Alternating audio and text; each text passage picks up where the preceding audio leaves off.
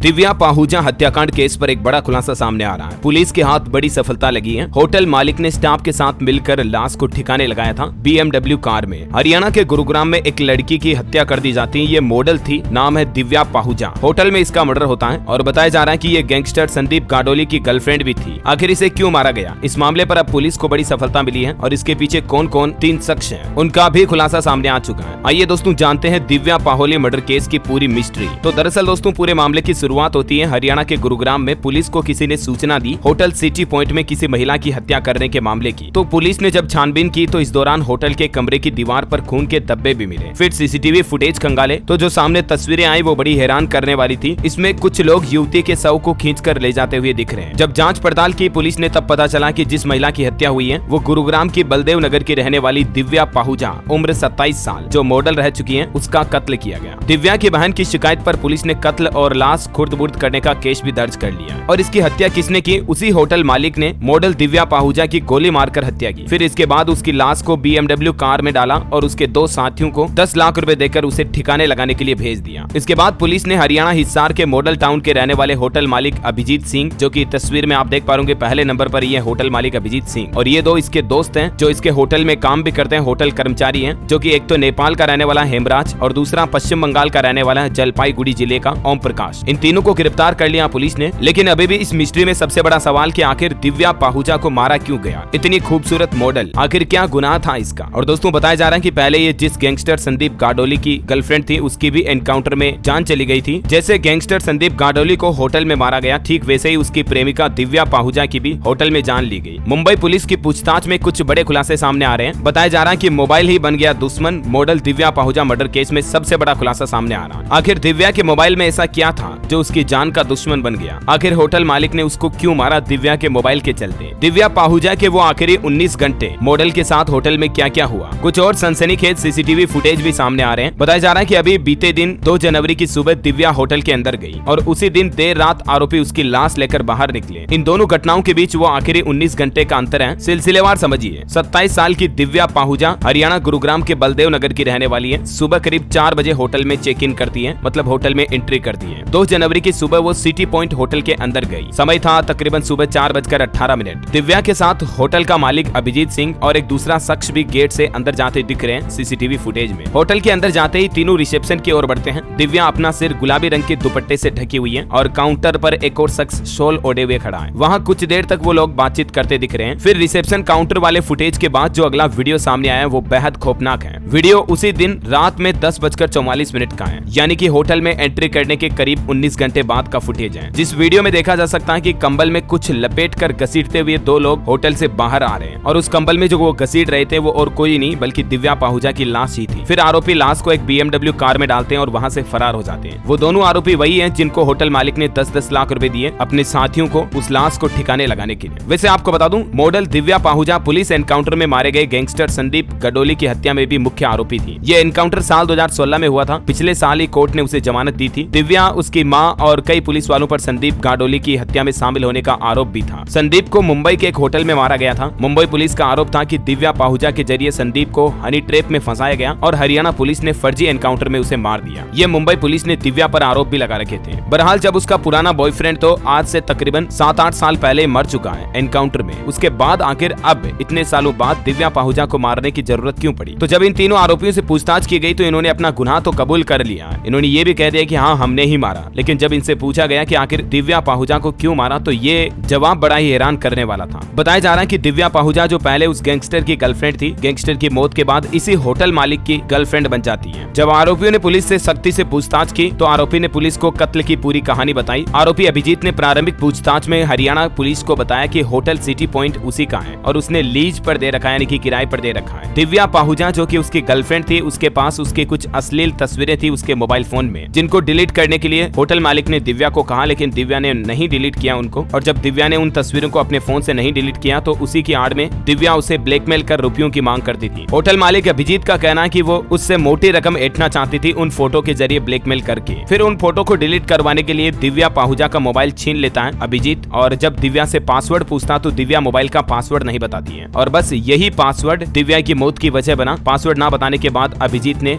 गोलियां चला दी दिव्या पाहुजा पर और उसकी ऑन द स्पॉट मौत हो गई। बहरहाल अभी तक तक तो प्रारंभिक पूछताछ में यही मामला सामने आ रहा है। बाकी आगे और पुलिस अपनी 3rd डिग्री वगैरह का इस्तेमाल करके क्या कुछ नए खुलासे सामने लेकर आती है, जो भी न्यूज आएगी इससे रिलेटेड मैं आपको बताऊंगा। बहरहाल ऐसी घटनाओं से हमें यही सीख लेनी चाहिए कि हमेशा सावधान रहें, सतर्क रहें और जीवन में कभी ऐसे उल्टे सीधे काम ना करें कि जान की नौबत आ जाए। आपकी क्या राय है कमेंट करके बताइए। हम सबकी यही प्रार्थना है कि दिव्या की आत्मा को शांति मिले और उसे इंसाफ मिले। जय हिंद।